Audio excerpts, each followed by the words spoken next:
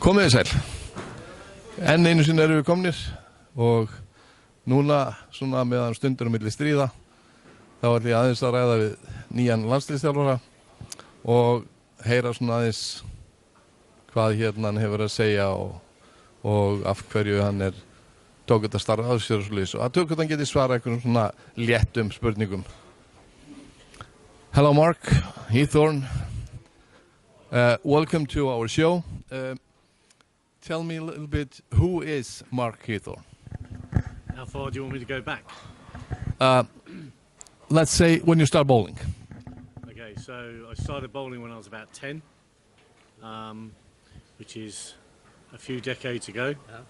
I played as a junior reasonably well, and then towards the end of my late teens started getting into coaching a little bit, did some qualification and then helped people out, and then as I started to stop playing because of injuries and not actually being good enough to achieve what I wanted to, I just got into coaching a bit more.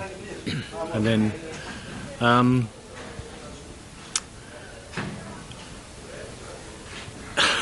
the last 10 years, last 12 years have been dedicated to being a professional coach.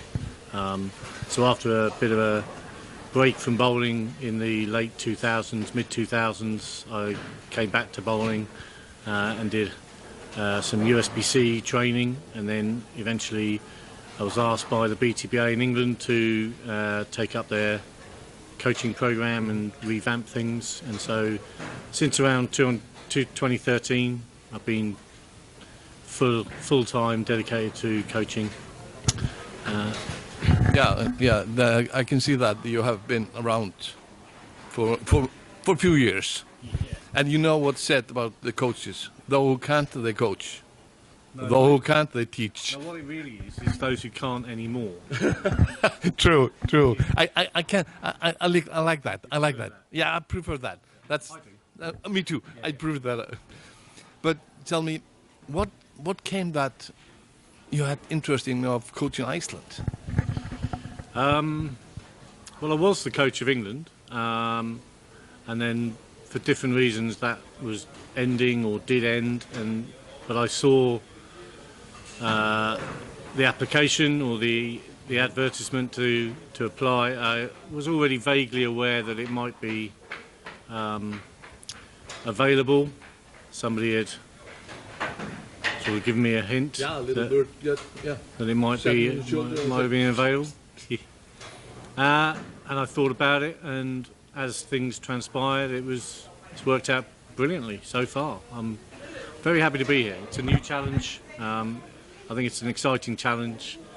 There's a lot of talent here in a very small pool of bowlers in a very facility-hindered country. So what Iceland has already achieved over the last few years, I think, is still quite amazing, really.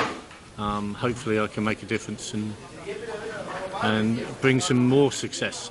Yeah, you wouldn't have taken the job unless you're certain that you can do a little bit better than has been done. Yeah, absolutely. I believe in what I do. I've been a professional coach for the best part of a decade, working from day to day with individual players as well as national teams, and I also coach coaches to level 2 standard. So that's been my life for the last 10 years, and I believe I've been fairly successful, and I believe I can do that again with Iceland. Hopefully we can just raise the standards, raise the quality of players, raise the quality of coaches, and just make things a little bit better, and see where we go. Yeah, that's what I'm hoping, that this achieves that while you're hired as a head coach, that we will get a little bit better, or a lot better. Yes, that would be great if you get a lot better. But it's a very difficult job to coach a bowling person that might think that they know better. You must have met someone like that when you're trying to coach someone, and you feel that he thinks that, well, I know better than him. a lot of the time. Yeah. That is the reason that it's so difficult to coach that individual. But when you're coming here, did it surprise you that we were that good or No. that bad, or did you know? I already knew how good or how bad, whichever way you want to look at it. No, I'm not looking that bad. But I'm joking. yeah, me too. Because I've been aware of Icelandic players from the championships over the last few years anyway.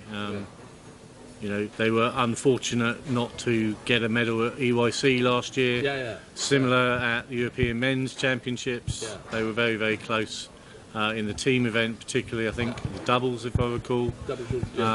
So they've got some good players. You know, one or two that are significant, very good.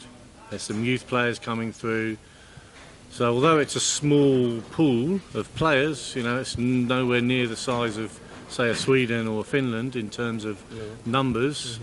There's still some good quality coming through, which my intention is to, you know, enhance that significantly, and, you know, let's see what we can achieve in the next year or two or three or however long I'm here for. Yeah. I got you.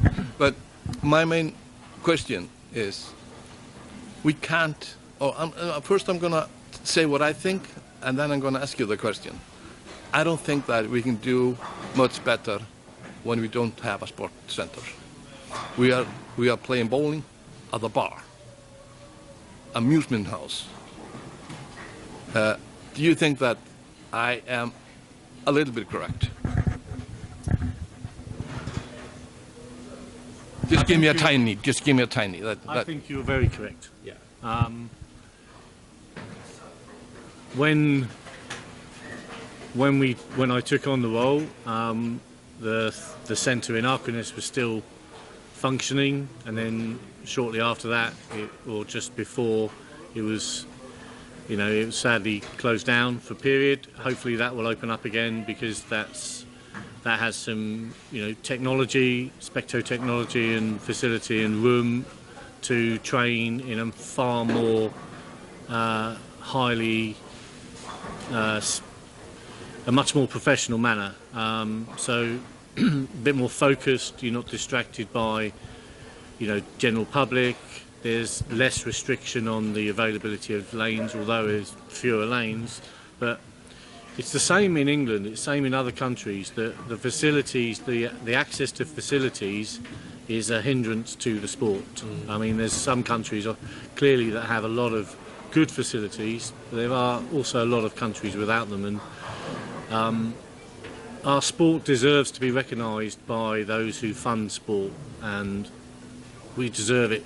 Iceland definitely deserves a facility whereby your players and your coaches can thrive.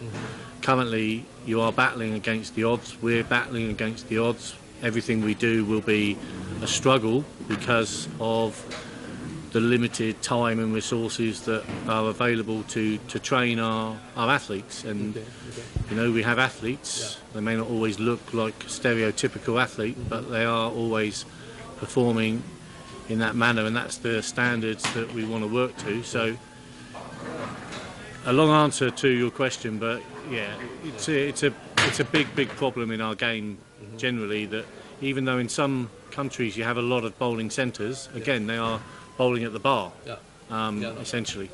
But my next question about the same area. Would you prefer 10 bowling centres or one bowling centre which is perfect for practice? One. Then we will have it when Akranes opens again. And my opinion is that we should practice all national teams, athletes there with a spectrum and like that. We shouldn't practice here. I don't entirely agree with that. I think most of the time should be spent there. For me, I've been to the centre before. It's a very nice environment, so you're not distracted, you're in charge of what goes on, and Specto is a massive tool which I use in my day-to-day job back in England, or have done, and it's hugely beneficial to understand what really is going on with people's physical technique and what they actually do. It provides assurance. It also helps to make targets, build goals, understand why you might need to make physical changes, but also it shows people much more about how lane patterns can change, things like that. The benefit of this place right now is that it's a different lane surface, so there's 2 different lane surfaces that you can play on, or at least in 2 different conditions, but also they have the latest Atlas machine, which will mean they can put down some very differing patterns to what they currently are able to in this establishment. So I wouldn't discount this entirely. However, Arcanes coming back on the scene will be a huge bonus. Yeah. For the youth who are starting bowling, they want to go bowling, and they don't know how and they don't know why, but they're coming in. Should I, as a coach, start with them with a 2-hand or 1-hand? So, my personal opinion is let them play and see what they do. But 2-handed it's not the future, it's what's going on now. Oh, it's not the future? It's not the future, it is now. Yeah, no, but the future is from now till then. The future's already happening. Okay. I think there are some people who are slower to realise this, who still think the future is 2-handed. 2-handed is now. That's good to hear that. That might change, it might be the same. It may change, who knows? That's why we don't know the future. Holding changes all the time. Yeah. You know, certain things come along. Yeah. But from a technique point of view, 2-handed or thumb out bowling, it's my preference of how to call it, is the preferred method of my teaching. I would prefer to teach youth without the thumb in the ball. And there's a few reasons for it. I'm not going into that technical because we don't need that, because that's the only question is should you or should you not? Is it available or is it not? It's not for everyone. No, that's true. Yeah, it should be the preferred first choice. Okay, Mark? Male and female. Yeah, of course. It's been a pleasure, Yeah. and I hope you will still enjoy Iceland the time you have, even though that you're not going to do anything except bowling all the time. So I hope you're going to stay for as long as you please and for as long as Iceland will have you. I hope the same thing. Thank you, sir. Thank you. Well, how was that? Ég ætla ekki að texta þetta og við setjum ekki texta á þetta, þannig að ef þið skiljið ekki að spyrja þið bara einhvern veginn, en þetta er mjög einfalt, hann er mjög skýrmæltur, hann er með mjög einbeittan vilja til þess að gera vel og mér líst rosalega vel á þetta. Ég hlakka til framtíðarinnar og þar með ljúkum við þessu og svo tökum við smá keilu innslag eftir. Takk fyrir í bili.